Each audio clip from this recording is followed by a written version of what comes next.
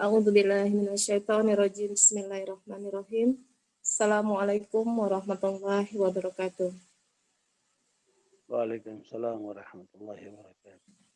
Innal hamdalillah nahmaduhu wa nasta'inuhu wa nastaghfiruhu wa na'udzubillahi min shururi anfusina wa min sayyiati a'malina.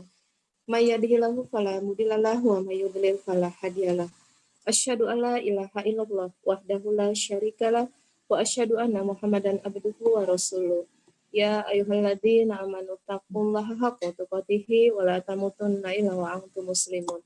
Ya ayyuhalladzina amanu wa qulu qawlan sadida yusli lakum a'malakum wa yaghfir lakum dzunubakum wa may yuti'illah wa rasulahu faqad faza fawzan azima. Mahat Majelis Taklim Pencinta Sunnah yang senantiasa dirahmati oleh Allah Subhanahu wa taala. Alhamdulillah binikmatihi tatimmu sholihah. Hari ini Allah masih pertemukan kita di dalam majelis ilmu. Allah masih terus berikan kita kesehatan, nikmat iman, nikmat sehat, sehingga Allah terus berikan kita kemudahan untuk terus mengikuti kajian ini walaupun lewat virtual.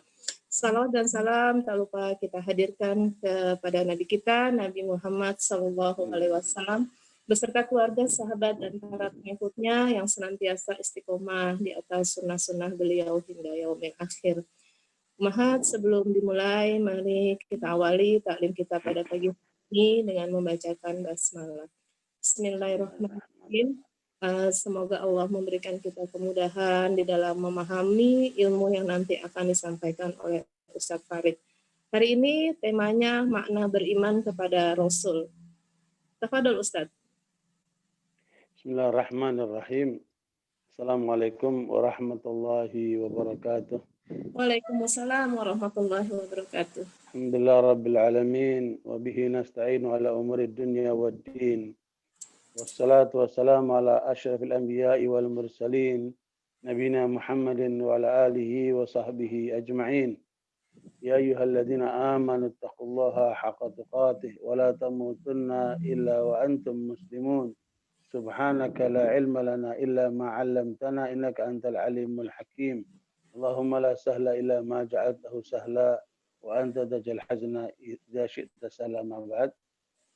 Ibu-ibu yang mudah-mudahan rahmati oleh Allah SWT, kita akan masuk ke poin ke-39 dari bekal wanita muslimah terkait dengan makna iman kepada para rasul, yaitu huwa tasdiqul jazim bi anna Allah Ta'ala ba'atha li kulli ummatin rasulan minhum. Kita yakin dengan sepenuhnya bahwa Allah SWT telah mengutus rasulnya kepada setiap umat. Wa annahum ballaghu jami'a ma arsalahum Allah bih, dan mereka seluruhnya telah menyampaikan apa yang diperintahkan Allah untuk disampaikan kepada umatnya. Wa anna jami'ahum shadiquna musaddiqun muayyadun, semuanya mereka itu adalah para nabi dan rasul yang jujur, yang bisa dipercayai, dan mereka mendapat pertolongan dari Allah SWT. Awalum Nuh wa akhirum Muhammad SAW. Pertama rasul itu Nabi Nuh, dan ditutup dengan Nabi Muhammad SAW. Yang ini semua menjadi keyakinan bagi kita umat Islam bahwa seluruh para nabi dan rasul yang pernah diutus kepada umat manusia semuanya membawa Islam, sehingga mereka semua adalah utusan Allah Subhanahu wa taala. Dan hal ini telah ditetapkan di dalam perjanjian kita dengan Allah. Jangan lupa Ibu, kita ini terikat perjanjian dengan Allah dalam 3 hal, Ibu.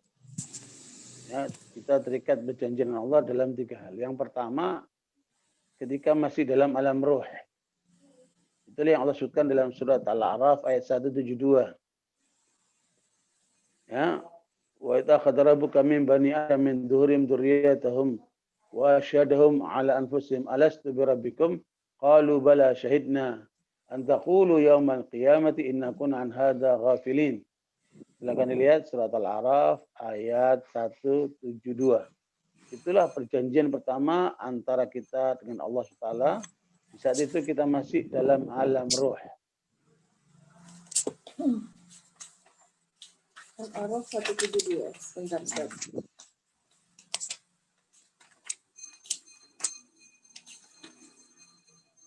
Al-A'raf 172 ya Ustaz. Iya, Bu. Bismillahirrahmanirrahim. Dan ingatlah ketika rohmu mengeluarkan dari sulbi atau tulang belakang anak cucu Adam keturunan mereka.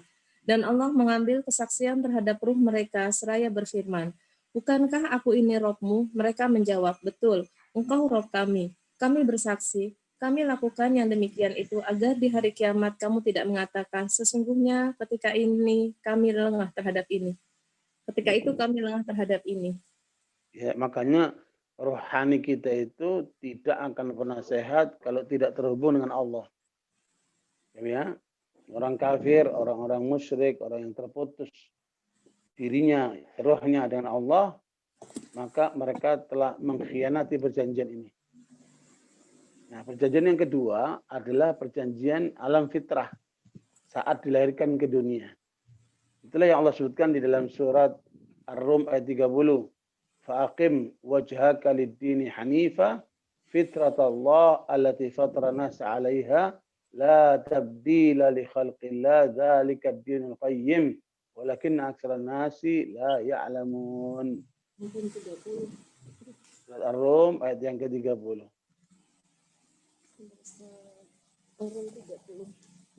Bismillahirrahmanirrahim. Maka hadapkanlah wajahmu dengan lurus kepada agama Islam. Sesuai fitrah Allah disebabkan dia telah menciptakan manusia menurut fitrah itu. Tidak ada perubahan pada ciptaan Allah, itulah agama yang lurus, tetapi kebanyakan manusia tidak mengetahui. Ya, itulah fitrah dalam bahasa Al-Quran ditafsirkan oleh Rasulullah dalam riwayat Muslim, kullu mauludin yuladu 'alal fitrah fa abawahu yuhawidanihi aw yunassiranihi aw yumajjisanihi. Nabi menafsirkan ayat itu, setiap anak yang lahir di dunia ini, maka dia lahir di atas fitrah.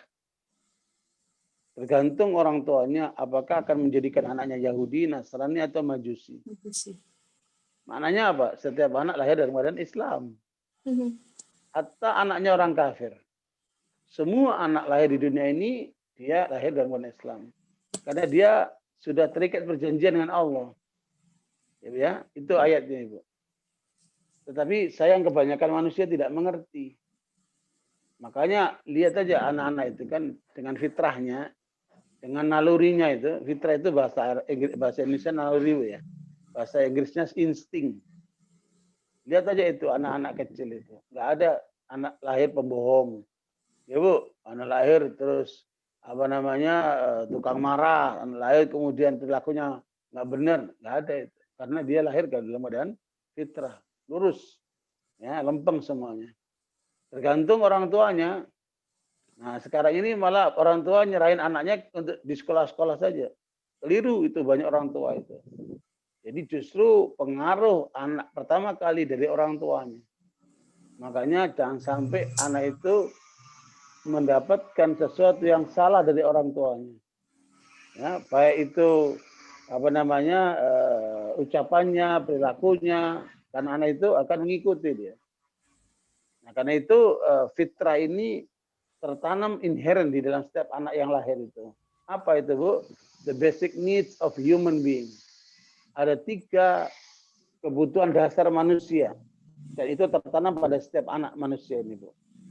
Nah, yang pertama, anak itu butuh apa? Butuh agama. Agama inilah yang dibawa oleh para nabi dan rasul itu. Dan semuanya telah menyampaikan ditutup dengan Nabi Muhammad SAW. Itu Islam. Dari mulai Nabi Nuh alaihissalam sebagai rasul, ya, kemudian ditutup Nabi Muhammad SAW, semua menyampaikan Islam, masing-masing rasul menyampaikan Islam untuk umatnya, kecuali Nabi Muhammad SAW melengkapi seluruh ajaran Islam yang pernah dibawa oleh para nabi dan rasul. Dan Nabi Muhammad diutus untuk seluruh umat manusia. Makanya Islam ini universal. Islam yang dibawa Nabi Muhammad ini universal. Nah, tinggal bagaimana kita memahami itu secara benar. Makanya agama ini menjadi way of life, pedoman hidup. Karena dia mengarahkan supaya manusia ini benar. Nah, itulah kebutuhan dasar manusia. Makanya ketika bagian ini diingkari oleh PKI, oleh komunis, hancurlah mereka berantakan. Ya, peradaban yang cepat hancurnya adalah komunisme itu. Karena mereka ingkar kepada Tuhan, ingkar kepada agama. Karena agama dianggap candu masyarakat. Ya, Itu yang kemudian harus ditanamkan betul kepada diri kita, anak kita. Agama ini nomor satu. Yang kedua, manusia butuh hidup.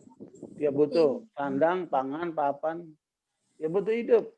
Tapi itu sekedar sarana saja, bukan tujuan. Nah, ternyata kebanyakan manusia hari ini menjadikan hidup itu tujuan. Sehingga agamanya di belakangnya dia. Yang penting bagaimana cari duit, bagaimana cari makan, bagaimana punya rumah mewah, bagaimana. Sarana hidupnya yang kemudian mendapat perhatian yang luar biasa. Tapi agamanya diabaikan. Salah jalan dia. Nah, itulah misi besar setan untuk menjauhkan manusia dari Allah dengan apa, Bu? Disibukkan dengan kepentingan duniawi ini. Nah, kita jangan sampai terpalingkan ke arah itu. Jangan sampai kita tertipu oleh godaan setan seperti itu. Nah, makanya harus kita sadari prioritas pertama dalam hidup agama, yang kedua apa, Bu? Kebutuhan hidup.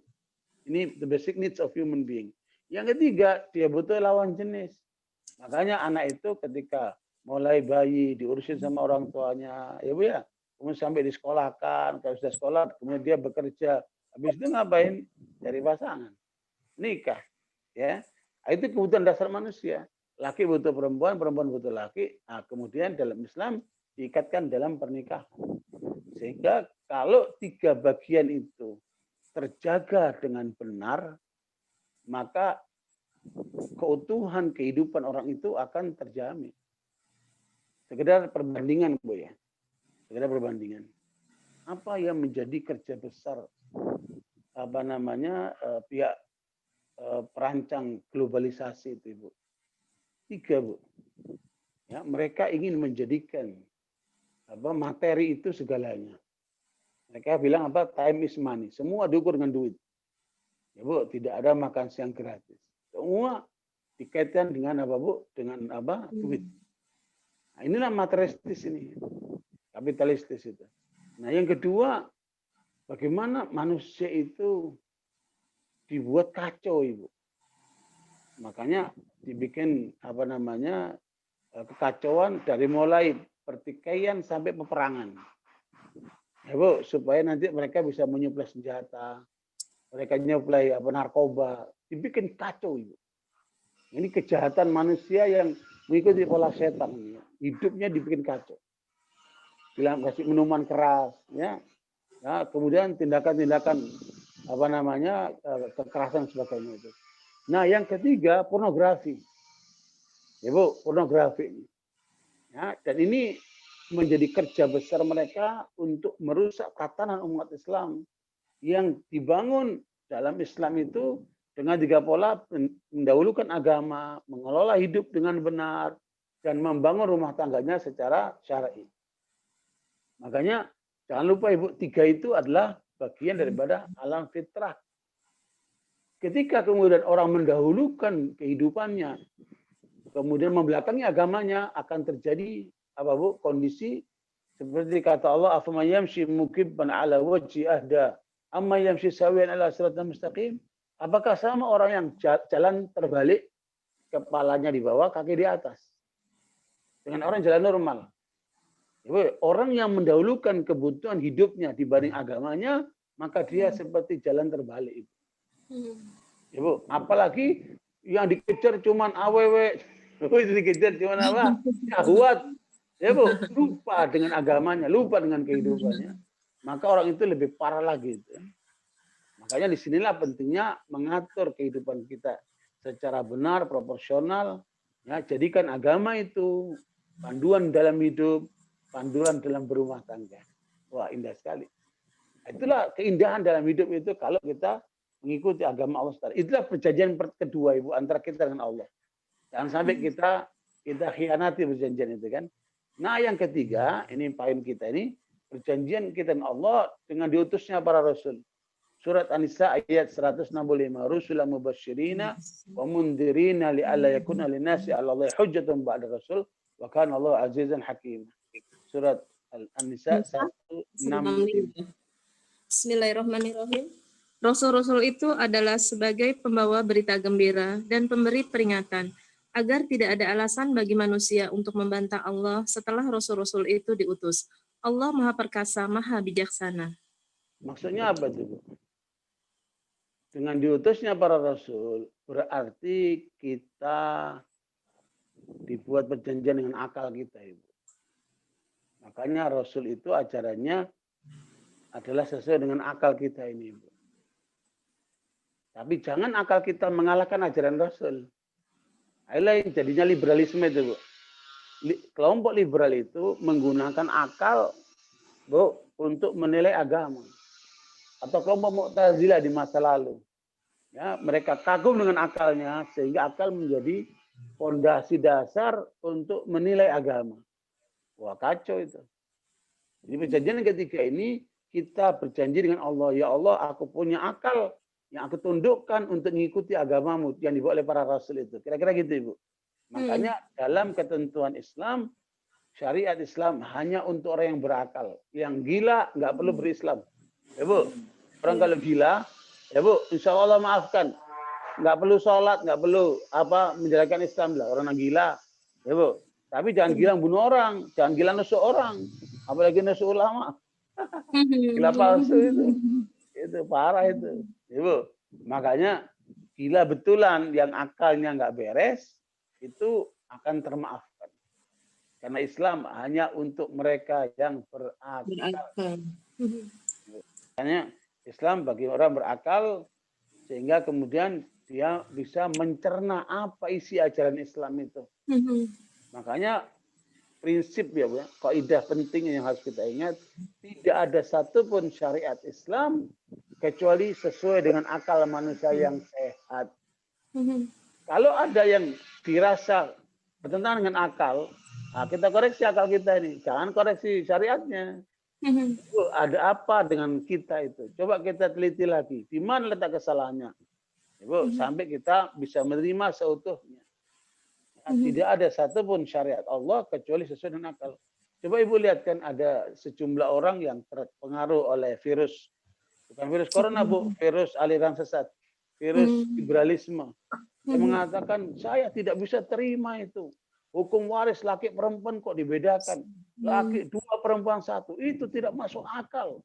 Begini, begitu pikiran mereka kan. Padahal coba kita lihat. Kenapa kok laki itu dapat 2, perempuan itu dapat 1? Karena perempuan tidak pernah mengeluarkan duit. Perempuan itu ketika dia belum menikah, dia menjadi tanggungan orang tuanya, bapaknya. Ketika dia menikah, dia menjadi tanggung jawab siapa? Suaminya. Jadi praktis dia nggak perlu keluar duit tuh perempuan, ya Bu. Sehingga kalau ibu punya duit sendiri, ibu nggak perlu izin sama suaminya untuk bersedekah. Aku pamit ya, aku mau sedekah dari duitku sendiri, nggak perlu, karena itu milik ibu. Tapi kalau ibu mau sedekah pakai duitnya suami, minta izin lah tentunya kan. Itu. Makanya pantas kalau perempuan itu diberikan 1, laki 2, karena ujung-ujungnya laki yang bertanggung jawab semuanya. Jadi semua itu ada logis. Cuman masalahnya seringkali kita memahami dari versi kita. Kadang-kadang versi kita ini yang salah. Gitu. Makanya akal kita harus kita kondisikan supaya sesuai dengan ketentuan syariat. Sehingga dengan itu Allah katakan di awal surat Hujurat itu. Ya ayyuhalladzina amanu.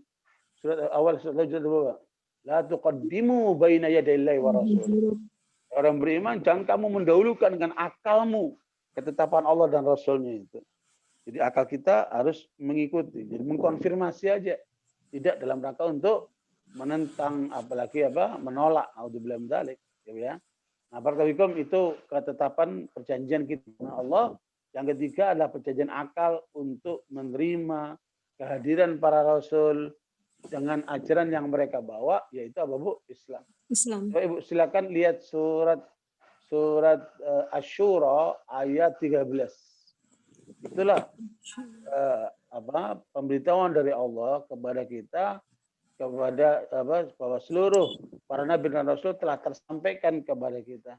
Syara'a lakum minad dini ma wassa bihi Nuha walladzi auhayna ilaika wa ma wassayna bi Ibrahim wa Musa wa Isa an aqimud dina wa la tatafarraqu fihi. Kabura 'alal musyrikin ma tad'u ilaihi. Allah yajtabi ilaihi man yasha' wa yahdi ilaihi man yunib. Asy-Syura ayat 13. Bismillahirrahmanirrahim. Quran surat Asy-Syura surat ke-42 ayat 13. Dia Allah telah mensyariatkan kepadamu agama yang telah diwasiatkan kepada Nuh dan apa yang telah kami wahyukan kepadamu Muhammad dan apa yang telah kami wasiatkan kepada Ibrahim, Musa dan Isa, yaitu tegakkanlah agama atau keimanan dan ketakwaan dan janganlah kamu berpecah belah di dalamnya. Sangat berat bagi orang-orang musyrik untuk mengikuti agama yang kamu serukan kepada mereka. Allah memilih yang Dia kehendaki kepada agama tauhid dan memberi petunjuk kepada agamanya bagi orang-orang kembali kepadanya. Ya, Bu. Jadi nabi-nabi sebelum Nabi Muhammad itu seluruhnya mencapai 124.000, Ibu. Kata Rasulullah, jumlah nabi dan rasul yang pernah diutus ke muka bumi ini ada 124.000. Ya, dari mereka 313 itu para rasul. Ya, Bu. Kemudian semua para rasul itu disebutkan oleh Allah dalam Al-Quran cuma 25, Ibu. Iya. Nah, diringkas seluruhnya ulul azmi namanya, hanya ada 5. Itulah ada dalam surat Asy-Syura 13, Ibu. Nabi Nuh, Nabi Ibrahim, Nabi Musa, Nabi Isa, dan Nabi Muhammad SAW sebagai penutup. Ya, makanya seluruh para nabi dan rasul ini membawa Islam, sehingga Islam yang dibawa oleh para nabi sebelumnya itu hanya lokal saja untuk umatnya saja. Ya, makanya Nabi Isa mengatakan aku diutus kepada domba-domba Israel. Ya, Nabi Isa itu untuk Bani Israel, tidak untuk yang lainnya. Aneh kalau kemudian ada orang Jawa, ada orang Batak, ada orang Amerika ngikut agama Kristen, karena itu bukan untuk mereka itu. Aslinya agama Kristen itu untuk siapa? Untuk Bani Israel. Tapi kemudian mereka menolak. Bahkan kemudian mereka menyimpangkan, menambah-nambah, mengurangi dalam kitab sucinya itu kan. Bahkan kemudian menjadikan dia Tuhan. Itu terjadi penyimpangan di situ.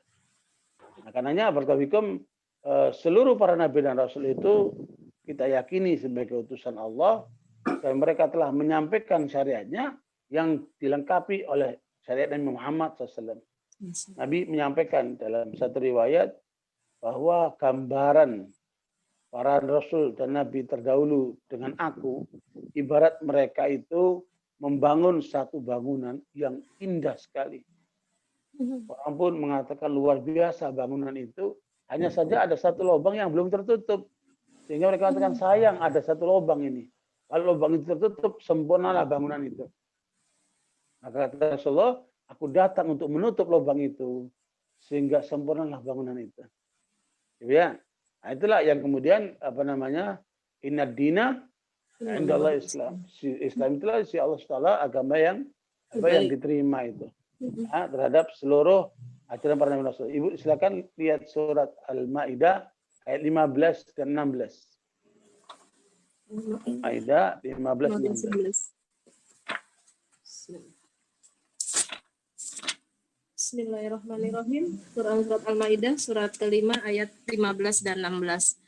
Wahai ahli kitab, sungguh Rasul kami telah datang kepadamu menjelaskan kepadamu banyak hal dari isi yang kamu sembunyikan, dan banyak pula yang dibiarkannya.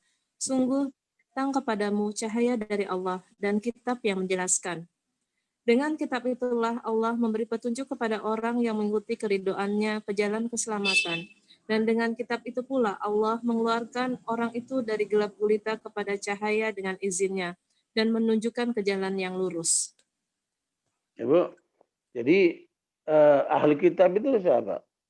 Pengikut Yahudi dan Nasara. Yang sekarang mendominasi kehidupan umat manusia. Yahudi itu hanya untuk kelompok kecil, Nasara sekarang pengikutnya terbesar di dunia ini kan. Kepada mereka Allah mengatakan bahwa telah datang kepada kalian cahaya yang namanya Al-Quran ini. Yang harusnya kalian ikuti itu karena dia menyempurnakan agama kalian sebelumnya. Ya, membawa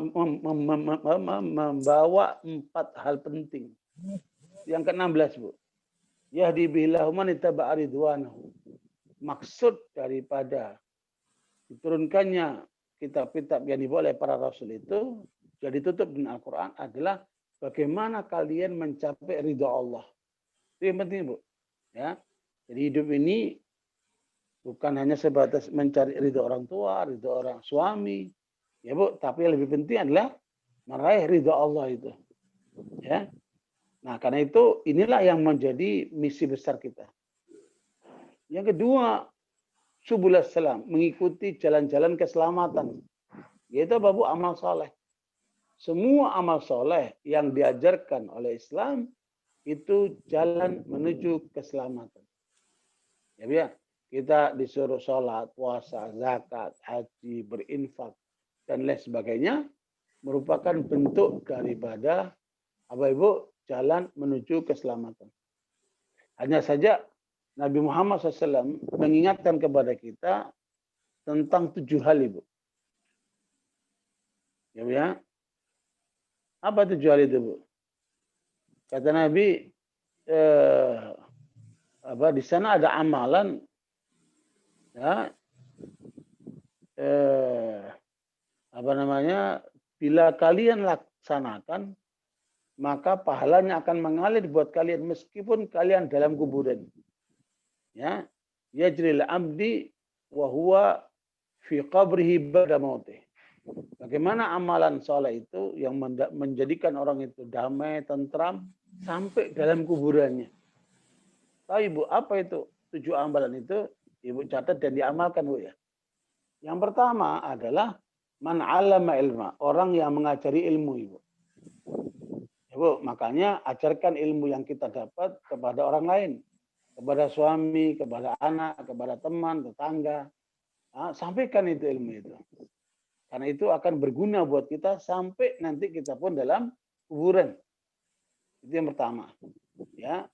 Yang kedua, au ajra nahara, atau dia membuat irigasi sungai.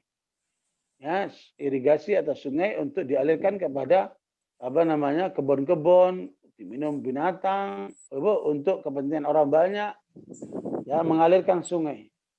Itu termasuk amal soleh yang bisa menenteramkan diri kita sampai ke dalam kuburan.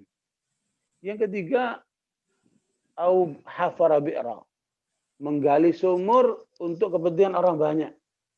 Ya, Bu, menggali sumur untuk kepentingan orang banyak.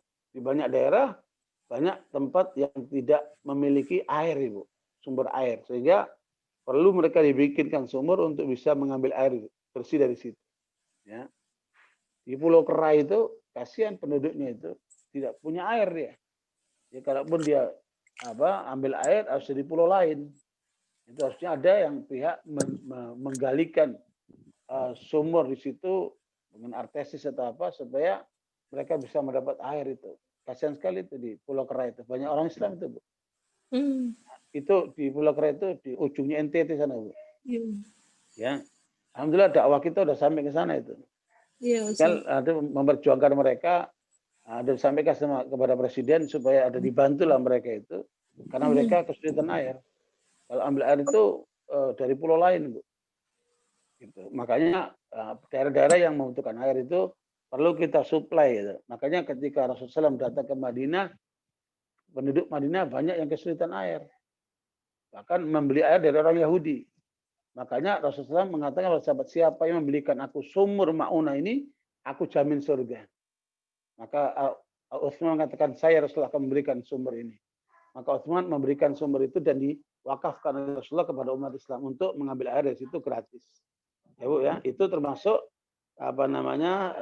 nilai besar memberikan kebutuhan air buat manusia. Itu yang ketiga. Yang keempat, au gharasa nakhlah. Yang keempat, menanam pohon yang buahnya diwakafkan, Ibu. Pohon yang diwakafkan, buahnya dibagi, Ibu. Ya, menanam pohon yang buahnya dibagi untuk orang banyak. Subhanallah. Ini juga masuk kategori wakaf produktif itu, Bu. Ya. Nah, termasuk subul salam yang menenteramkan sampai orang dalam kuburannya. Kemudian yang kelima, au bana masjidah, membangun masjid. Nah, ini juga jalan ketentraman, Ibu. Ya, subul salam, menjadikan orang itu pahalanya mengalir, amal jariah, karena setiap kali orang sholat di masjid itu akan mengalir pahalanya buat orang yang membangunnya itu, Ibu. Ya. Itu yang keenam. Yang kelima. Yang keenam, awarasa mushafa atau mewakafkan mushaf, Bu. Bagilah mushaf itu. Ya, mungkin ibu-ibu pecinta sunnah ini kan bisa mengumpulkan dana, ya Bu, kemudian mewakafkan mushaf kepada mereka yang membutuhkan. Satu mushaf itu kira-kira 50.000, ya kan? Nah, kalau dibaca oleh masing-masing orang setiap hari, pahalanya akan ngalir buat kita itu, ya. Makanya itu menjadi anjuran Nabi untuk dilaksanakan agar kita senantiasa dalam ketentraman. Nah, yang ketujuh, yang terakhir adalah menyiapkan anak yang soleh, sehingga mendoakan buat orang tuanya. Anak yang soleh mendoakan buat orang tuanya. Nah, ini sekedar untuk mengingatkan saja, mungkin sebelumnya sudah disampaikan, tapi untuk mengingatkan saja bahwa 7 amalan ini masuk kategori prioritas supaya bisa menghantarkan kita tentram dalam kuburan. Ya, Bu. Sekarang ini kan dengan adanya pandemi orang takut mati, Bu. Ya kan? Tapi ketika kita meninggalkan 7 amalan itu, maka tidak perlu khawatir mati, Bu. Karena kalaupun mati, kita mendapat perlindungan dari Allah, dapat apa, Bu? Nilai besar sekali nilainya. Ya, sehingga kuburan itu menjadi raudhatun min riyadil jannah.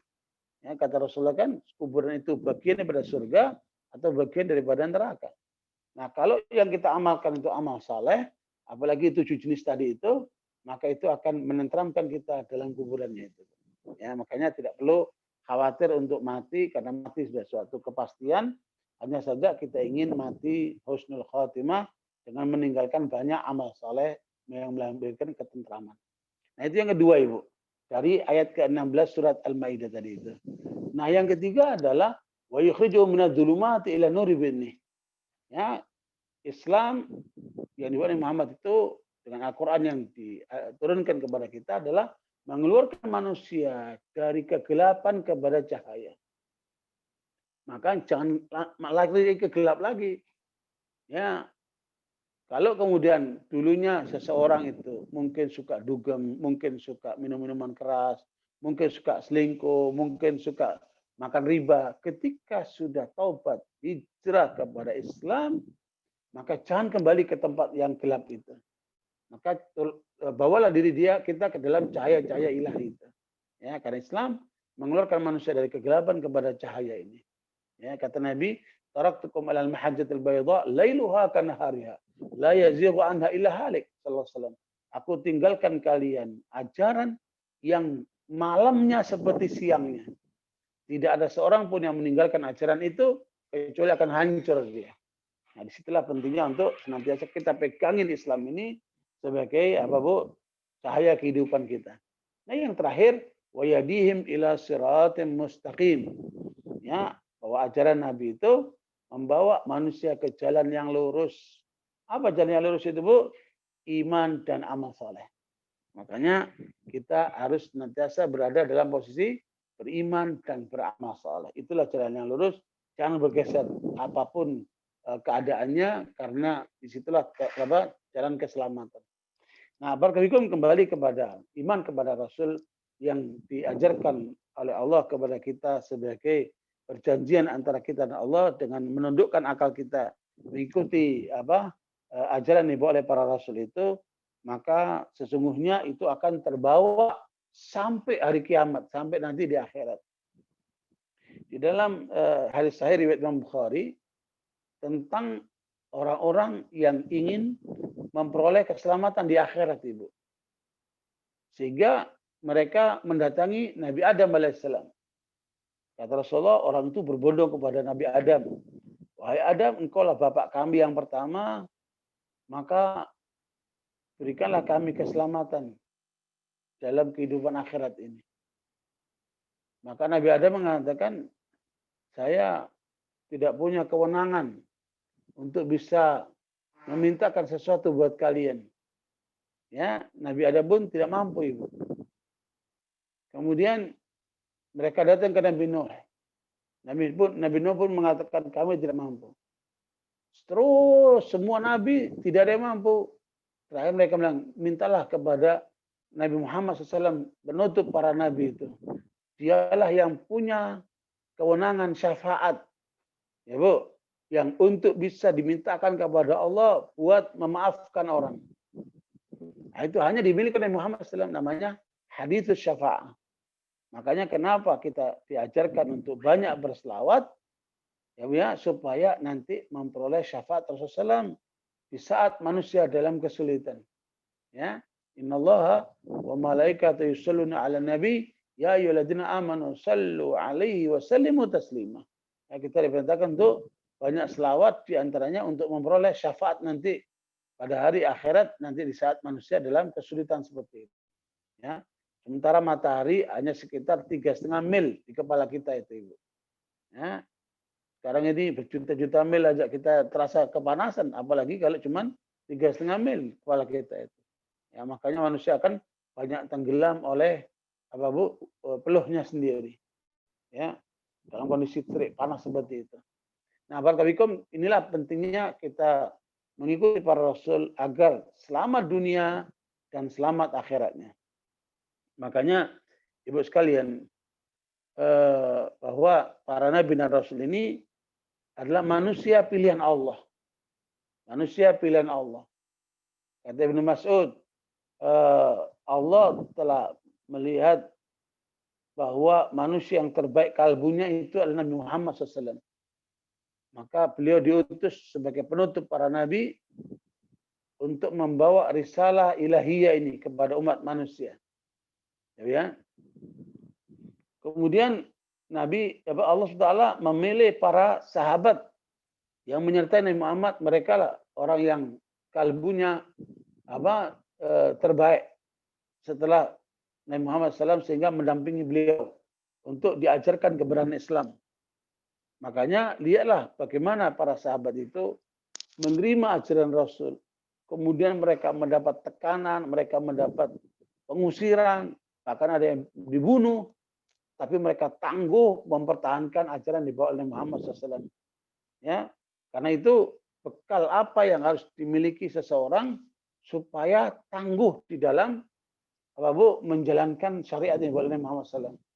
Ya, dan tentunya orang Islam itu Ibu di atas umat yang lain. Ya, kenapa Ibu? Kenapa umat Islam di atas umat yang lain? Karena umat yang lain mereka percaya dengan nabinya, tapi tidak percaya dengan nabi terakhir Muhammad SAW. Tapi kita percaya dengan para nabi yang terdahulu, tetapi juga percaya dengan Nabi Muhammad SAW sebagai penutup para nabi. Makanya keyakinan kita lebih lengkap dari keyakinan mereka. Ya, orang Kristen yakin dengan Nabi Isa. Ya, mungkin juga dia yakin dengan Nabi Musa. Tapi mereka tidak yakin dengan Nabi Muhammad SAW. Ada kekurangan di situ. Padahal Nabi Isa mengajarkan kepada umatnya untuk berkeyakinan kepada Nabi terakhir setelah beliau. Ya, dan itulah yang menjadikan ada seorang ibu-ibu di Australia, waktu saya diundang makan oleh suaminya, ibu ini orang bule. Kemudian saya masuk rumahnya, terdengar suara Al-Quran. Saya bilang sama suaminya, kamu nyetel Quran begini, apa istrimu muslimah? Enggak, dia bukan muslimah. Lah, apa dia tidak terganggu? Kamu nyetel Quran seperti ini. Jangan salah Ustadz, yang nyetel itu dia katanya. Lah, kok bisa? Nanti saya temukan setelahnya. Akhirnya waktu makan malam saya diajak naik ke atas, ditemukanlah sama istrinya itu. Saya tanya, ibu yang nyetel Quran tadi? Iya. Ibu muslimah? Enggak, saya Kristen. I'm Yahuda Witness gitu ya. Kelompok aliran Kristen yang kolot ini Bu. Ya, Yahweh ini Bu. Ya, Jehovah Witness nih. Kemudian kenapa kamu nyetel Quran?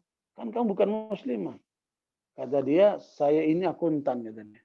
Saya sudah menikmati mengenal Al-Quran sudah setahun ini. Terus saya tanya, lah kalau itu kenapa kamu gak masuk Islam aja? Kata dia, saya lagi mencari bukti. Ya, kalau sampai ada bukti yang menyatakan bahwa Nabi Muhammad itu Nabi utusan Allah yang terakhir setelah Nabi Isa, setelah Yesus, maka saya masuk Islam. sampai sekarang saya belum menemukan itu dalam Bible yang saya miliki. Ibu, karena saya bukan kristolog, saya bilang coba nanti kita carikan jawabannya. Ya, dan alhamdulillah ketemulah jawaban itu dan dia masuk Islam itu. Ya, sama seperti dengan saudara Kaid Nama, dia masuk Islam karena menemukan dalam Bible itu ajaran untuk mengikuti Nabi terakhir, ya, setelah Nabi Isa alaihissalam. Nah, alhamdulillah, barakallahu ibu sekalian, itulah satu bentuk keyakinan yang lengkap dalam Islam. Kita meyakini para nabi terdahulu, mulai Nabi Nuh, Nabi Adam, Nabi Nuh sampai Nabi Ibrahim, Nabi Musa, Nabi Isa, dan Nabi Muhammad SAW sebagai penutup para nabi dan rasul. Nah, karena itu keyakinan kita begitu lengkap, ya, melengkapi dari seluruh yang sudah ada dimiliki oleh nabi yang lainnya. Nah, karena itu kita menjadi pengikut Nabi Muhammad SAW dengan seutuhnya karena kita yakin ajaran Nabi Muhammad ini melengkapi seluruh ajaran para nabi-nabi terdahulu yang pernah diutus oleh Allah Subhanahu wa taala. Ibu lihat surat An-Nahl ayat 36. Itulah bukti bahwa Allah telah mengutus setiap rasul itu, setiap kaum itu seorang rasul. Walaqad ba'atsna fi kulli ummatin rasulan an i'budullaha wajtanibut taghut. Ya, silakan lihat surat An-Nahl ayat 36. Bismillahirrahmanirrahim. Surat An-Nahl surat ke-16 ayat 36. Dan sungguh kami telah mengutus seorang rasul untuk setiap umat untuk menyerukan, sembahlah Allah dan jauhilah togut. Kemudian di antara mereka ada yang diberi petunjuk oleh Allah dan ada pula yang tetap dalam kesesatan. Maka berjalanlah kamu di bumi dan perhatikanlah bagaimana kesudahan orang-orang yang mendustakan rasul-rasul. Ibu, itu adalah bukti bahwa setiap kaum di masa lalu itu diutus seorang rasul. Sampailah ditutup dengan Nabi Muhammad SAW dalam surat Al-Ahzab ayat 40. Ya, wa ma Muhammadun aba ahadin min rijalikum walakin Rasulullah wa khataman nabiyyin. Surat Al-Ahzab ayat 40, Bu. Ya. Bismillahirrahmanirrahim. Muhammad itu bukanlah bapak dari seseorang di antara kamu, tetapi dia adalah utusan Allah dan penutup para nabi, dan Allah Maha mengetahui segala sesuatu. Ya, itu adalah satu kepastian bahwa Nabi Muhammad adalah penutup para nabi. Makanya kalau ada orang mengaku nabi setelah Nabi Muhammad SAW, maka itu palsu. Maka itu adalah penyimpangan. Ya, seperti dialami oleh Musailamah al-Kadzab. Maka Nabi memfatwakan itu di akhir masa Nabi. Ketika mendengar ada nabi palsu, namanya Muhammad Musailamah al-Kadzab, maka Nabi memfatwakan untuk darahnya halal dibunuh. Ya. Makanya setelah Rasulullah wafat, kemudian kepemimpinan diserahkan ke tangan Nabi Abu Bakar Siddiq. Nah, di antara keputusan Abu Bakar Siddiq adalah memerangi nabi palsu ini, Bu. Musailamah al-Kadzab. Ya. Dan dia waktu itu pengikutnya sampai 40.000, Bu. Cukup kuat. Tapi alhamdulillah dapat terkalahkan dan dia dibunuh oleh Wahsy. Yeah. Kita tahu cerita Wahsy ini, Bu.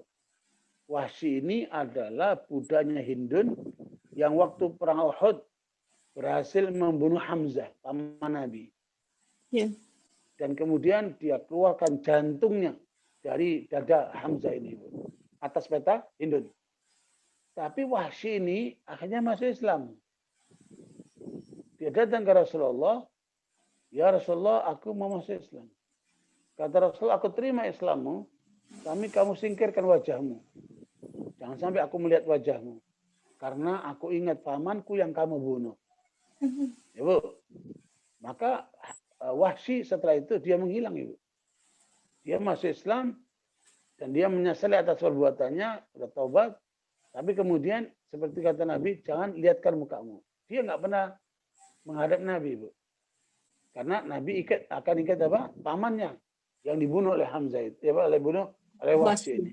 Mm-mm. Nah, makanya Wahsy mencari jalan bagaimana caranya untuk bisa mengganti kesalahan dia yang menjadikan Nabi Muhammad tidak ingin melihat mukanya, Ibu. Ya, karena dia sedih mengingat pamannya itu. Maka dia cari siapa orang yang paling dibenci sama Nabi. Maka dia temukan Musailamah Kadzdzab ini. Mm-mm. Maka dalam perang melawan Musailamah Kadzdzab, dia mencari jalan dengan tombak yang pernah digunakan untuk membunuh sahabat Hamzah, dia gunakan untuk membunuh Musailamah Kadzdzab itu. Sambil mengatakan alhamdulillah yang telah menggantikan orang yang dicintai oleh Rasulullah dengan orang yang dibenci oleh Rasulullah. Gitu, Ibu. Nah, itu dilakukan oleh Pak Wahsy itu. Ya. Nah, makanya kembali kepada anggapan atau klaim atau keyakinan ada Nabi setelah Nabi Muhammad itu adalah palsu dan itu penyimpangan, bahkan kufur. Ya, seperti kelompok Ahmadiyah meyakini Ghulam Ahmad itu, Mirza Ghulam Ahmad, Nabi setelah Nabi Muhammad SAW. Nabi terakhir. Itu adalah palsu. Karena Nabi terakhir adalah Nabi Muhammad SAW. Ya, makanya Nabi Muhammad itu adalah manusia biasa. Coba Ibu lihat surat Al-Kahfi ayat 110. Nabi Muhammad manusia biasa. Qul inama ana basyarum mithlukum yuha ilayya annama ilahukum ilahun wahid. Faman kana yarju liqa'a rabbih falya'mal 'amalan salihan wa la yusyrik bi'ibadati rabbih ahada. Surat Al-Kahfi ayat 110 itu. Bismillahirrahmanirrahim. Surat Al-Kahfi surat ke-18 ayat 110. Katakanlah Muhammad, sesungguhnya aku ini hanya seorang manusia seperti kamu, yang telah menerima wahyu, bahwa sesungguhnya sesembahan kamu adalah sesembahan yang Maha Esa. Maka barang siapa mengharap pertemuan dengan Robnya, maka hendaklah dia mengerjakan kebajikan dan janganlah dia mempersekutukan dengan sesuatu pun dalam beribadah kepada Robnya. Makanya Ibu sekalian, jangan posisikan Nabi Muhammad seperti Tuhan. Seperti dilakukan oleh kaum Nasara yang menuhankan Nabi Isa alaihissalam. Ya, berapa banyak orang yang ketika punya masalah, dia mengatakan demi Allah dan Rasulnya. Boleh nggak itu? Haram. Tidak boleh. Tidak boleh. Bersumpah itu hanya demi Allah. Ya. Makanya Rasulullah SAW mengajarkan kepada kita, man halafa bi ghairillahi faqad asyrak. Siapa yang bersumpah tidak atas nama Allah, dia telah melakukan kemusyrikan. Nggak boleh, Bu. Jadi kalau sumpah demi Allah, nggak boleh demi Rasulullah. Kita masih banyak mendengarkan kan orang-orang mengucapkan demi Rasulullah. Nggak boleh, haram itu. Itu terlarang, Ibu. Apalagi minta sama Nabi Muhammad SAW. Ya Rasulullah, aku sakit, sembuhkan aku ya Rasulullah. Seperti orang Syiah, minta sama Ali, minta sama Husain. Ya Husain, ya Husain, ya Ali, sembuhkan aku. A'udzubillah min dzalik, syirik itu, Ibu. Ya, karena meminta sesuatu itu hanya ditujukan kepada Allah. Surat Surat Al-Baqarah ayat 186, Bu. Wa idza sa'alaka 'ibadi 'anni fa inni qarib ujibu da'watad da'i idza da'ani falyastajibu li wal yu'minu bi la'allahum yarshudun. Al-Baqarah 186, Ustaz. Iya, Bu. Kamu pasti akan diuji dengan hartamu dan dirimu. Dan pasti kamu akan mendengar banyak hal sangat menyakitkan hati dari orang-orang yang diberi kitab sebelum kamu dan dari orang-orang musyrik. Jika kamu bersabar dan bertakwa, maka sesungguhnya yang demikian itu termasuk urusan yang patut diutamakan. Kayaknya salah deh, Bu. Salah, maka bukan Ibu salah lihatnya itu. Salah. Ustaz, saya yang salah, benar. Masya Allah. Al-Baqarah 186. Oh iya, astagfirullahaladzim, afwan Ustaz. Dan apabila hamba-hambaku bertanya kepadamu Muhammad tentang aku, maka sesungguhnya aku dekat. Aku kabulkan permohonan orang yang berdoa apabila dia berdoa kepadaku.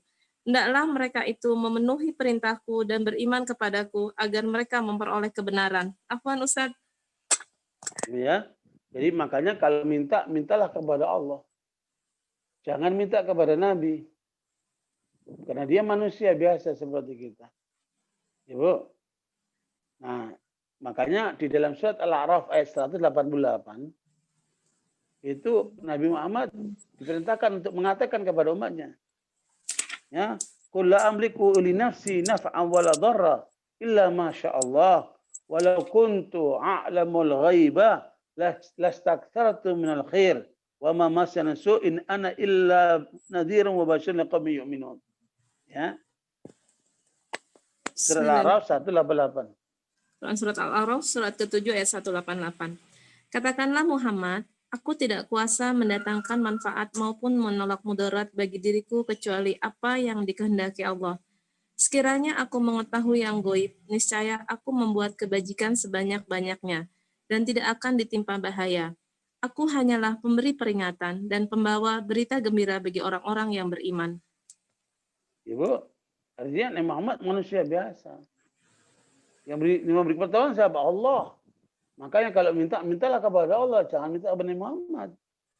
Nah, kesalahan banyak orang ketika kemudian menjadikan Nabi Muhammad itu tempat untuk meminta-minta, Ibu. Makanya Nabi Ibrahim alaihissalam, Ibu, diajarkan oleh Allah ketika sakit, minta kesembuhannya dari mana, Bu? Dari Allah. Surat Asy-Syu'ara ayat 79 sampai 81, Bu. Waladhi huwa yud'imuni wa yasqin wa idza maritu fa huwa yashfin waladhi yumituni thumma yuhyin. Asy-Syu'ara 79 81.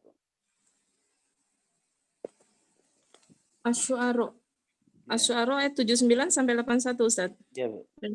Asy-Syu'ara surat ke-26 ayat 79.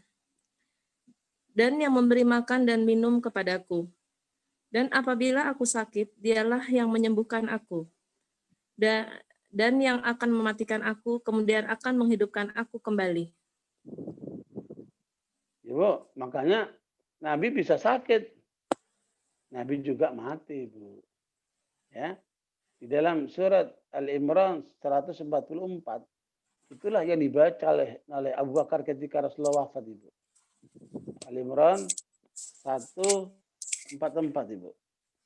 Ya.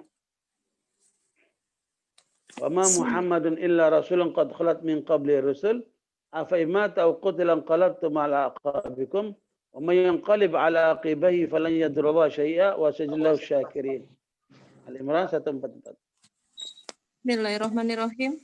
Dan Muhammad hanyalah seorang rasul. Sebelumnya telah berlalu beberapa rasul. Apakah jika dia wafat atau dibunuh, kamu berbalik ke belakang atau murtad?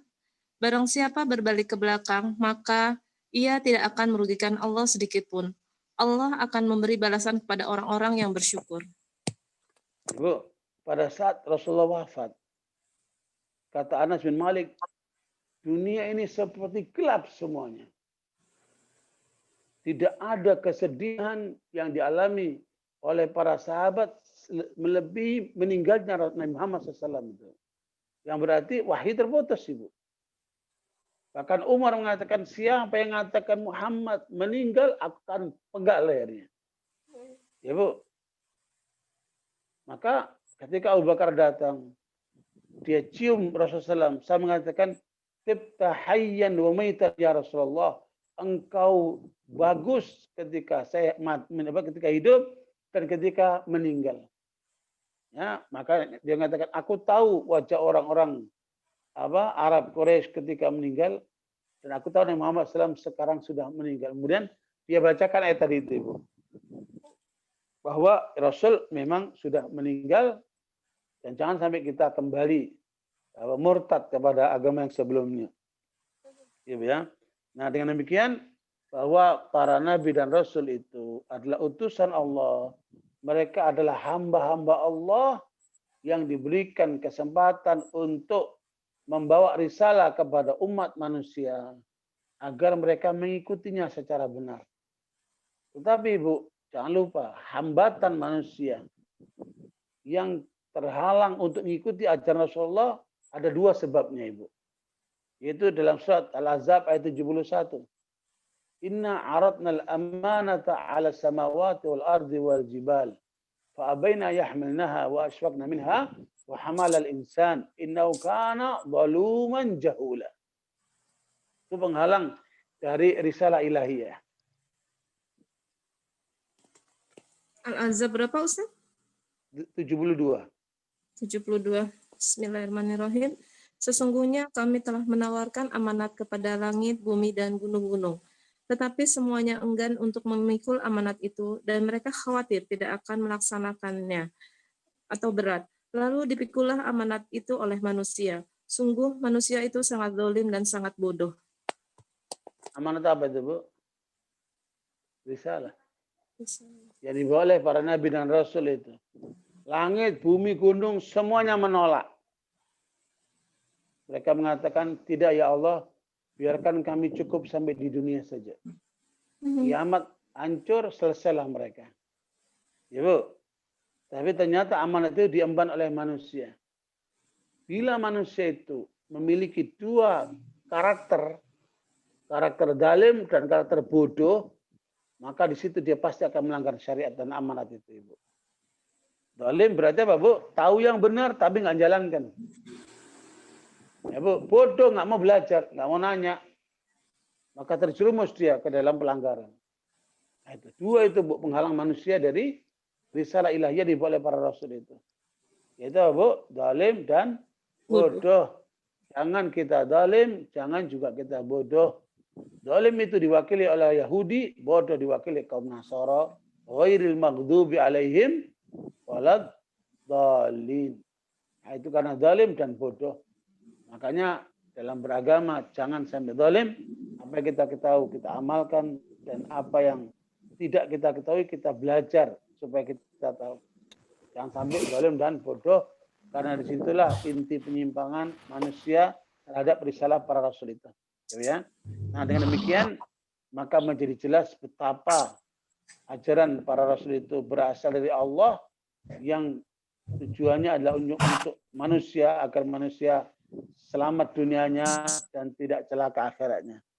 Dan yang paling menarik, Ibu sekalian, para nabi dan rasul itu disebut oleh Allah sebagai hamba. Ya Bu, maka nggak pantas dituhankan. Ya, coba lihat surat Al-Furqan ayat yang 1. Allah katakan, Tabarakalladzi nazzal al-furqana ala 'abdihi liyakuna lil 'alamina nadhira. Allah menyebutkan Muhammad itu dengan kata-kata hamba. Al-Furqan Ayat 1. ayat 1. Bismillahirrahmanirrahim. Al-Furqan ya Ustaz? Ya Bu. Maha suci Allah yang telah menurunkan Furqan atau Al-Quran kepada hambanya, yaitu Muhammad, agar dia menjadi pemberi peringatan kepada seluruh alam, jin dan manusia. Sama juga dengan surat Al-Isra yang pertama, Ibu. Ya, subhanalladzi asra bi 'abdihi lailan minal masjidil haram ila al-masjidil aqsa alladzi barakna halahu linuriyahu min ayatina. Ya, itu pernyataan Allah tentang Nabi Muhammad yang diperjalankan dalam Isra Mi'rajnya dengan menyebut sebagai hamba.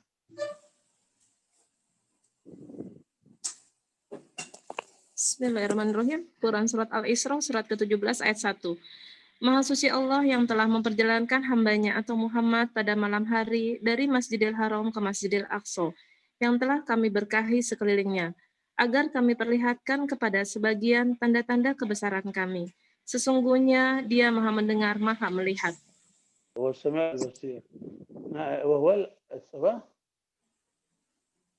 As-Sami'ul Basir. Allah maha mendengar dan maha melihat. Makanya Ibu sekalian, itulah posisi Nabi. Dia hanya hamba Allah. Makanya jangan dikultuskan. Sebagaimana hadis Nabi, la tatruni kama atatun Nasara Isa bin Maryam, inama ana Abdullah wa Rasuluh. Kata Rasulullah, janganlah kalian memuji aku, mengkultuskan aku, seperti kaum Nasara telah mengkultuskan Nabi Isa alaihissalam. Sesungguhnya aku ini hanyalah hamba Allah dan Rasulnya. Ya. Posisikan Nabi Muhammad sebagai utusan Allah, tidak sebagai Tuhan.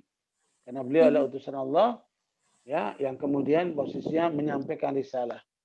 Bukan malah disembah, Ya, karena itu permintaan hanya ditujukan kepada Allah Subhanahu wa taala.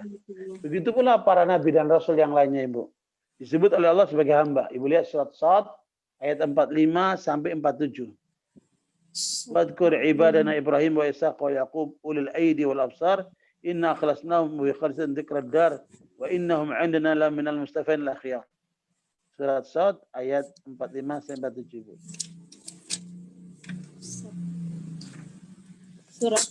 Surat ke-38 ayat 45 sampai 47. Dan ingatlah hamba-hamba kami Ibrahim, Ishak dan Yakub yang mempunyai kekuatan-kekuatan yang besar dan ilmu-ilmu yang tinggi. Sungguh kami telah menyucikan mereka dengan menganugerahkan akhlak yang tinggi kepadanya, yaitu selalu mengingatkan manusia kepada negeri akhirat. Dan sungguh di sisi kami mereka termasuk orang-orang pilihan yang paling baik. Ibu, itu adalah gambaran bagaimana para nabi dan rasul itu diposisikan oleh Allah sebagai apa, Bu? Hamba Allah. Tapi kenapa kemudian kaum Yahudi menuhankan Ezra sebagai Tuhan? Atau kaum Nasrani telah menuhankan Nabi Isa, Yesus sebagai Tuhan? Makanya Nabi Isa ditanya sama Allah. Ibu lihat surat Al-Maidah ayat 116 sampai 118. Itu dialog antara Allah dengan Nabi Isa, Ibu. Luar biasa. 116 sampai 118, Ustaz. Ya, Bu. Iya. Bismillahirrahmanirrahim. Quran Surat Al-Maidah, surat kelima ayat 116 sampai 118. Dan ingatlah ketika Allah berfirman, wahai Isa putra Maryam, engkaukah yang mengatakan kepada orang-orang, jadikanlah aku dan ibuku sebagai dua sesembahan selain Allah? Isa menjawab, Maha suci engkau, tidak patut bagiku mengatakan apa yang bukan hakku. Jika aku pernah mengatakannya, tentulah engkau telah mengetahuinya.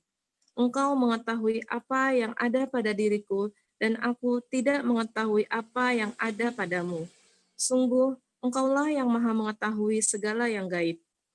Aku tidak pernah mengatakan kepada mereka, kecuali apa yang engkau perintahkan kepadaku, yaitu, sembahlah Allah, Robku dan Robmu, dan aku menjadi saksi terhadap mereka.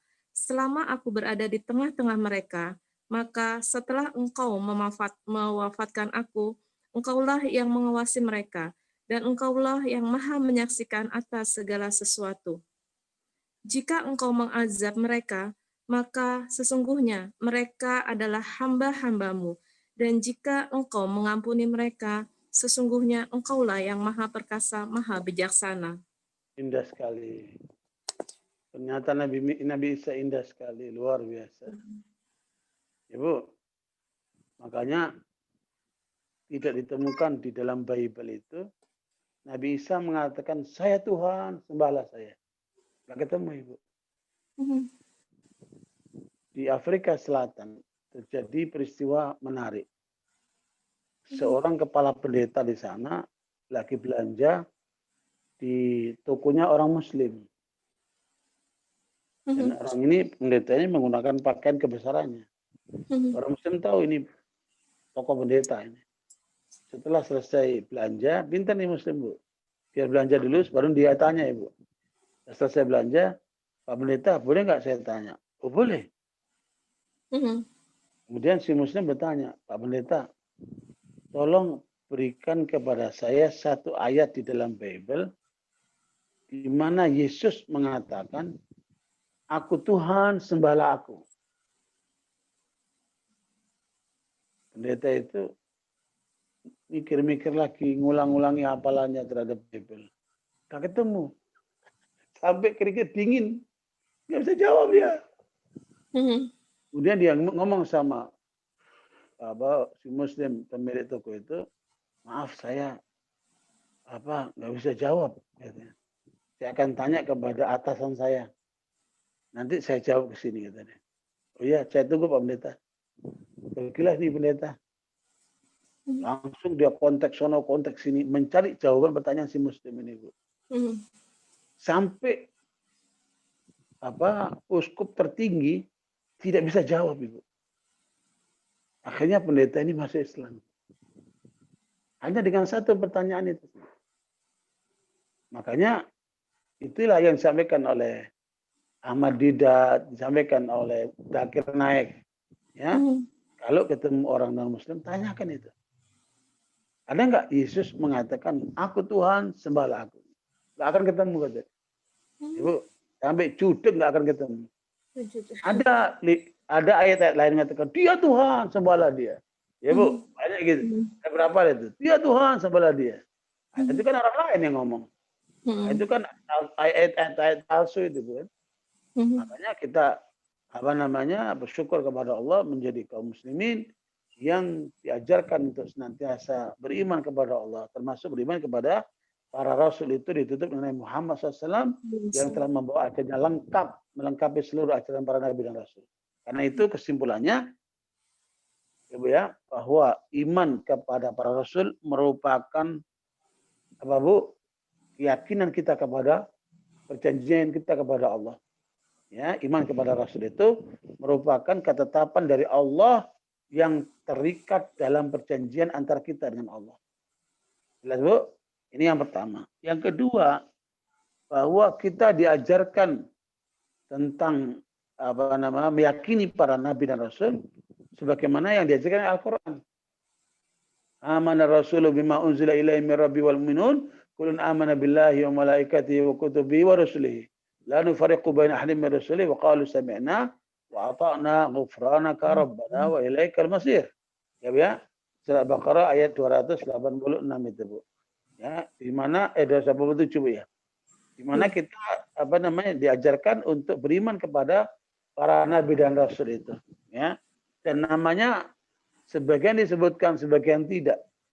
Yang disebutkan ada berapa, Bu? 25, Bu, ya, nabi dan rasul itu. Yang diwakili oleh 5 ulul azmi yang tadi surat Asy-Syura 13 itu. Ya. Kemudian yang ketiga, kita wajib meyakini apa yang dibawa oleh para rasul itu. Kita wajib meyakini para rasul itu sendiri sebagai utusan Allah. Yang kedua, apa yang diajarkan oleh para rasul itu dan ditutup dengan kelengkapan syariat Islam yang dibawa oleh Muhammad SAW. Itulah keyakinan yang harus kemudian kita yakini, Bu. Yang keempat, wajib menjalankan isi syariat yang dibawa oleh para nabi dan rasul yang telah diselesaikan, dilengkapi oleh Nabi Muhammad SAW untuk menjadi panduan. Ya. Yang demikian itulah pokok-pokok keyakinan kita kepada Rasul yang nanti hasilnya apa, Ibu? Kenikmatan di dalam menjalankannya, Bu. Ya, kenikmatan di dalam meraih kebahagiaan ketika mengikuti ajaran para nabi dan rasul itu, Ibu. Ya, karena itu merupakan rahmat Allah yang diberikan kepada kita dengan diutusnya para rasul itu. Jangan lupa, Ibu, Allah menciptakan 100 rahmat, kata Rasulullah dalam hadis Imam Bukhari. 99 disiapkan di surga, Ibu. Satu rahmat diturunkan di dunia, diperebutkan oleh seluruh manusia. Nah, di antara rahmat Allah itu diutusnya para rasul supaya membimbing kita ke jalan yang lurus, ke jalan kebahagiaan dunia sampai akhirat. Ya, makanya itulah nilai kebahagiaan yang luar biasa sebagai hasil keyakinan kita kepada para rasul. Kemudian yang kedua, harusnya kita bersyukur kepada Allah atas nikmat diutusnya para rasul itu. Sehingga para ulama itu mengatakan bahwa kedatangan para rasul itu, ajaran para rasul itu lebih penting daripada oksigen yang kita hirup. Lebih penting daripada air minum yang kita minum itu. Lebih penting dari makanan-makanan yang kita makan itu. Kenapa? Karena kalau nggak dapat oksigen, nggak dapat minum, nggak dapat makan, maksimal kita mati. Tapi kalau kita tidak mendapatkan ajaran para rasul itu, kita akan sengsara dunia, sengsara akhirat. Ya, maka itu harus kita syukuri betul atas nikmat itu. Kemudian yang ketiga, di antara hasil positif dari beriman kepada Rasul itu, maka kita akan mencintai mereka. Kalau mencintai mereka berarti, Bu, akan mengikuti mereka, mengagungkan mereka, dan ingin bertemu dengan mereka. Makanya jangan lupa untuk senantiasa berdoa, ya Allah, kumpulkanlah kami dengan para nabi dan rasulmu nanti di surga. Karena itu kenikmatan yang luar biasa, karena mereka adalah hamba-hamba pilihan Allah Subhanahu wa taala. Adapun orang-orang yang menentang para rasul, menolak kebesaran kehadiran para rasul, maka mereka itu adalah manusia yang akan merugi. Ya, biasanya mereka selalu membuat alasan-alasan, sikap-sikap, pertanyaan-pertanyaan sebagaimana direkam oleh Allah dalam surat Al-Isra ayat 94. Lihat soal Al-Isra 84. Wa ma mana nasa yu'minu idja'umul huda illa an qalu ba'atallahu basharar rasula walau kana fil ardi malaikatu yamshuna mutma'innin lanazzalna 'alaihim minas sama'i malakar rasula. Nah, ini keberatan orang yang ikuti para rasul. Ini kelompok orang yang tidak sukses, tidak berhasil mengikuti ajaran para rasul. Disebabkan adanya pengingkaran atau sikap keras kepala mereka. Jadi sebutkan Allah dalam surah Al-Isra ayat 94 Ibu. Bismillahirrahmanirrahim. Quran Al-Isra surat ke-17 ayat 94. Dan tidak ada sesuatu pun yang menghalangi manusia untuk beriman kepada petunjuk yang datang kepadanya, selain perkataan, mengapa Allah mengutus seorang manusia menjadi rasul? Ya, terus? Katakanlah Muhammad, sekiranya di bumi ada para malaikat yang berjalan-jalan dengan tenang, niscaya kami turunkan kepada mereka malaikat dari langit untuk menjadi rasul. Ya karena yang tinggal di bumi ini manusia, maka diutuslah rasul dari jenis manusia. Nah, dan ini Bu alasan terbanyak dari penentang para rasul itu Bu. Ya, wong juga dia manusia seperti kita kok. Kenapa bukan malaikat aja? Kira-kira gitu ya. Nah, itu juga diungkap oleh Allah dalam surat Ibrahim ayat 11 Bu. Kita tutup dengan ayat ini sebagai pemberitahuan dari Allah bagaimana penentangan para manusia penentang para rasul itu. Surat Ibrahim ayat yang ke-11.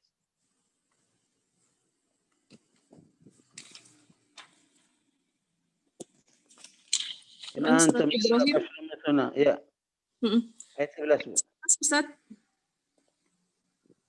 Ibrahim ayat 11 ya Ustaz? Iya Bu. Rasul-rasul mereka berkata kepada mereka, kami hanyalah manusia seperti kamu, tetapi Allah memberi karunia kepada saya yang Dia kehendaki di antara hamba-hambanya. Tidak pantas bagi kami mendatangkan suatu bukti kepada kamu, melainkan dengan izin Allah. Dan hanya kepada Allah saja hendaknya orang yang beriman dan bertawakal. Jadi itulah penentangan para kaumnya para rasul itu dengan kedatangannya para rasul karena mereka adalah manusia biasa. Tapi manusia yang berbeda karena mereka utusan Allah. Sehingga mereka diberikan mukjizat. Ya. Makanya kalau para rasul diberikan mukjizat, dengan itu meyakinkan kepada kaumnya bahwa mereka adalah utusan Allah. Seperti Musa diberikan tongkat ya. Nabi Muhammad diberikan Al-Quran. Itu makanya mukjizat para nabi yang terdahulu kita nggak bisa lihat, nggak bisa menyaksikan itu. Ya, hanya dapat cerita saja, berita baik Al-Quran maupun dalam kitab suci mereka. Tapi Al-Quran kita bisa merasakan mukjizat Rasulullah itu. Dari masa itu sampai sekarang sampai akhir zaman. Bagaimana mukjizat Al-Quran itu? Kalau betul Al-Quran itu bukan datang dari Allah, akan ditemukan banyak perbedaan, banyak pertentangan, banyak hal yang tidak beres. Tapi karena dia berasal dari Allah dan Allah menjaganya, maka menunjukkan kebenaran yang datang dari Allah dari Al-Quran ini. Dan itu mukjizat. Makanya para kitab-kitab suci para nabi terdahulu itu diserahkan penjaganya kepada umatnya, Bu. Mereka teledor sehingga terjadi penyimpangan. Sementara Al-Quran yang diturunkan oleh Muhammad dijaga langsung oleh Allah. Inna nahnu nazzalna dzikra wa inna lahu lahafidz. Kami menurunkan Al-Quran dan kami menjaganya. Maka amanah Al-Quran sampai hari ini dan sampai hari kiamat karena Allah lah yang menjaganya. Semoga kajian kita pada bagian ini bermanfaat buat kita sekalian, meningkatkan hubungan kita, kesadaran kita untuk ikuti syariat Nabi Muhammad SAW sebagai penutup para nabi dan Rasul. Wallahu a'lam bishawab. Kalau ada pertanyaan dipersilakan, Bu. Baik Ustaz, alhamdulillahirrabbilalamin. Jazakallahu khair. Barakallahu fikuna untuk Ustaz. Semoga ilmu yang disampaikan bermanfaat. Umahat, barangkali ada yang mau ditanyakan, dipersilakan. Tolong di unmute audionya. Silakan.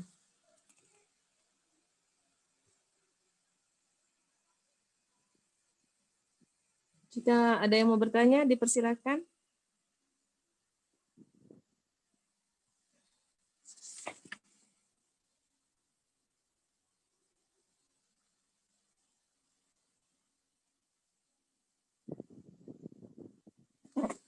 Ada yang mau bertanya?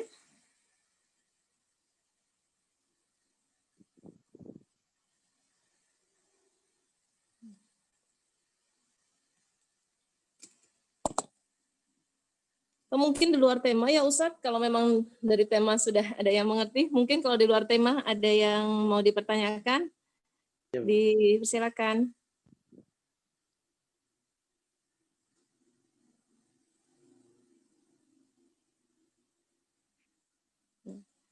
Kayaknya tidak ada ya Ustadz. Kayaknya sudah tidak ada. Berarti udah Alhamdulillah. mantap semua nih, Bu. Hidupnya udah Alhamdulillah bahagia kayaknya semua sudah tuh, Bu. mantap ya Ustadz. Alhamdulillah. Masya Allah. Jazakallah Masya khair Allah. atas perhatiannya. Kita tutup dengan doa kafaratul majlis. Mohon maaf Al-Qur'annya. Subhanalhamdika asyhadu an la ilaha illa anta astaghfiruka wa atubu ilaik. Astagfirullahaladzim. Wassalamualaikum warahmatullahi wabarakatuh. Waalaikumsalam warahmatullahi wabarakatuh. Alhamdulillah.